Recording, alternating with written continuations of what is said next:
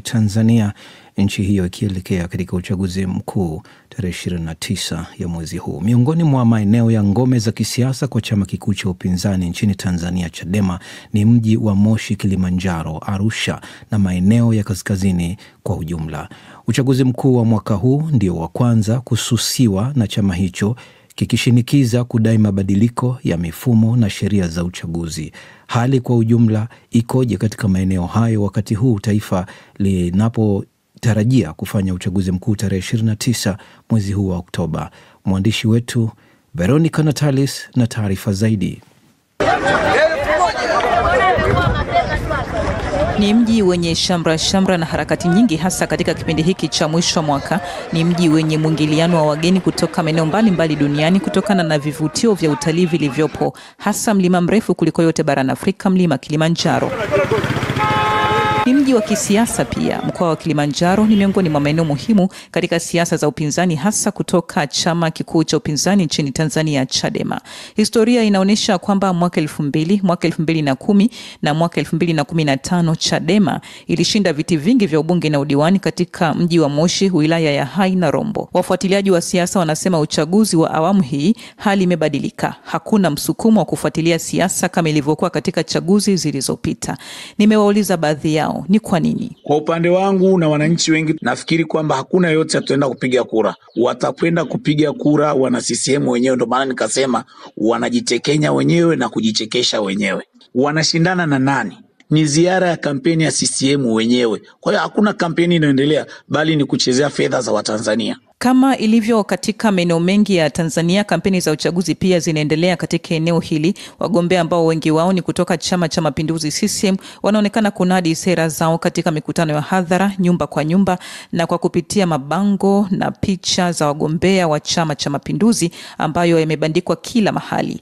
Kulingana na Tume Huru ya Taifa ya Uchaguzi nchini Tanzania, vyama 17 vya siasa vinashiriki uchaguzi wa mwaka huu, lakini Chama cha Mapinduzi pekee ndio kinaonekana kujitangaza kwa mabango, picha na mikutano. Hii inatoa taswira gani kwa wananchi? Sawa, sisi wanafanya kampeni, lakini hata ukiwasikiliza inakuwa haina ile kutafuta hoja kinzani kwamba okay, una kampeni unaahidi hichi dhidi ya nani? Kwa hiyo umeahidi kuanzia mwaka 77 CCM ilivyoundwa. Kwa upande wa sisi wafuasi wa vyama vya upinzani, basi tumechagua tu kusimama na msimamo ule uliotolewa na chama kikuu cha upinzani kwamba kama hapata kuwa na mabadiliko ya sheria za uchaguzi, basi hakuna haja ya kushiriki uchaguzi. Hata hivyo, maoni ni mseto. Wapo walio na imani na uchaguzi wa mwaka huu na wamejiandaa kikamilifu kwa ajili ya kupiga kura siku ya tarehe 29 mwezi Oktoba. Tunasubiri tu Oktoba kutiki, kimpendeza Mungu, akishinda sawa. Chama kikuu cha upinzani nchini Tanzania Chadema kimesusia uchaguzi wa mwaka huu, kikishinikiza kudai mabadiliko ya mifumo ya sheria za uchaguzi, kikisema hakiwezi kuingia katika uchaguzi usiokuwa huru na haki. No reforms, no reforms, no election. Hata hivyo, mamlaka zinasisitiza uchaguzi utafanyika licha ya kuwepo kwa kitisho cha vuguvugu la maandamano siku hiyo ya tarehe 29 mwezi Oktoba ya kupinga uchaguzi huo. Veronica Natalis, DW, Moshi, Kilimanjaro. Kwanza naamini wewe ni mwanahabari mzuri na naamini umekuwa kifuatilia taarifa mbalimbali. Sijui msemaji wa jeshi la polisi nchini akisema jambo kwako unalichukuliaje? Kwamba ni taarifa au sio taarifa? Mmesema hujasikia taarifa kutoka kwangu kuhusiana na mtu uliyemtaja. Kwa kifupi sana, na sitarajii kubishana, ndio maana nilikupa fursa ukaongea. Kwa kifupi sana, taarifa iliyotolewa ilikuwa na maelezo mazuri yenye mwendelezo wa hicho nachokisema. Na maana nakumbuka taarifa ile ilimalizia kwa kusema taarifa ile inafanywa kazi, inafuatiliwa kwa karibu, na kwa sababu hiyo ninaamini zitaendelea kutolewa taarifa. Na kama ilitolewa na msemaji wa jeshi, na sisi ni taasisi, sasa sidhani kama ungependa ukisikia msemaji wa jeshi amezungumzia jambo moja lile ukapenda tena na mimi nilizungumzie, lakini mwisho utataka na OCD naye alizungumzie, utataka na polisi kata alizungumzie. Kwa mfumo wa jeshi kama taasisi lina mfumo wa kutoa taarifa, na ile taarifa ichukuliwe ni taarifa na zitakapopatikana taarifa zingine zitatolewa kwa mfumo ule ule.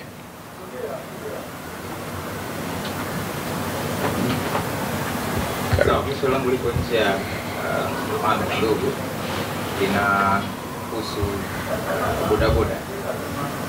Kwa wakazi wa Dar es Salaam kuona bodaboda wakivuka sheria hadharani, tena wakati mwingine mbele ya askari polisi, ni jambo la kawaida, hasa kwenye mkutano labda ya barabara. Kuvuka wakati taa nyekundu zimewaka, kubeba mishikaki na kadhalika. Nataka kujua ni jeshi la polisi limekwama mahali, limewashindwa bodaboda, au kuna changamoto gani kwa jamii? Kwanza sasa hivi hawaitwi bodaboda, nadhani wana jina lao zuri. Wanaitwa nani? Maafisa wasafirishaji. Naomba utamke hivyo ili nikujibu swali lako, kwa sababu unaweza unatengeneza kiashiria cha wewe kuwa kwenye matatizo na kundi hilo. Naomba urekebishe halafu nikujibu. Unatengeneza tatizo ambalo utalitaka nilitolee habari baada ya kuwa umeshughulikiwa sasa na wale kama watakusikia.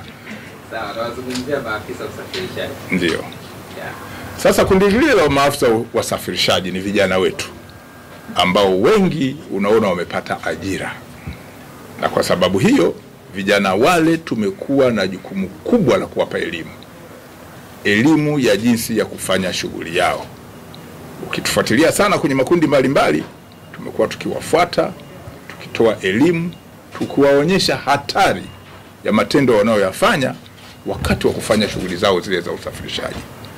Kupita kwenye taa nyekundu ni hatari kubwa kuliko hatari nyingine yoyote ambayo inaweza kusababisha kupoteza maisha yako kwa sekunde.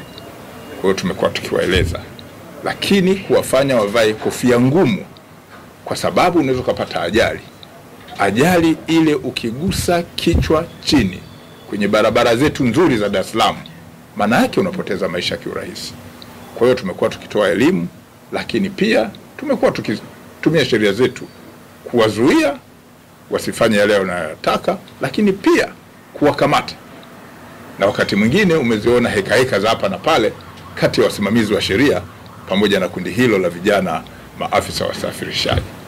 Kwa hiyo kwa ujumla wale hawajatushinda na hatutarajii kama ipo siku watatushinda. Hata wao wanafahamu. Ndio maana wakituona wanatambua, unaona wanageuza. Kwa hiyo tutaendelea kutoa elimu, lakini tutaendelea kusimamia sheria kuona kwamba wanatimiza majukumu yao mazuri ya uafisa wa usafirishaji kwa kufuata misingi ya kisheria.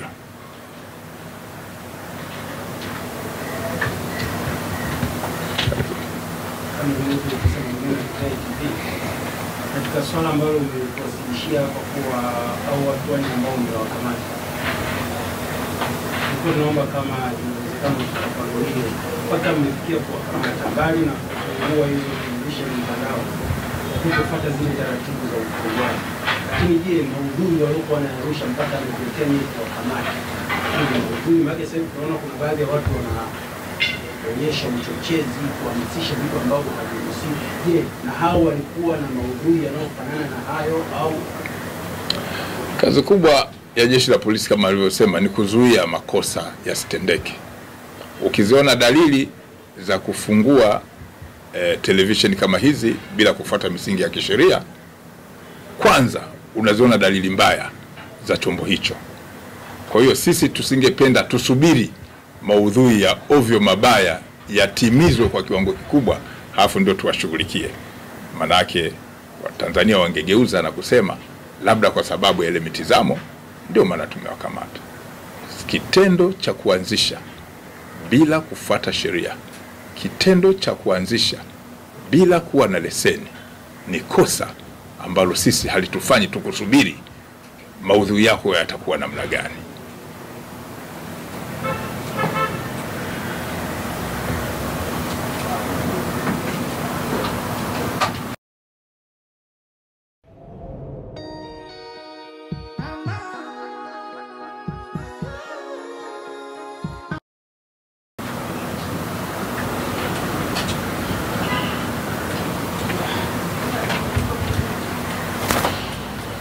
Mwisho tarehe 29 Oktoba ni siku ambayo ipo kisheria.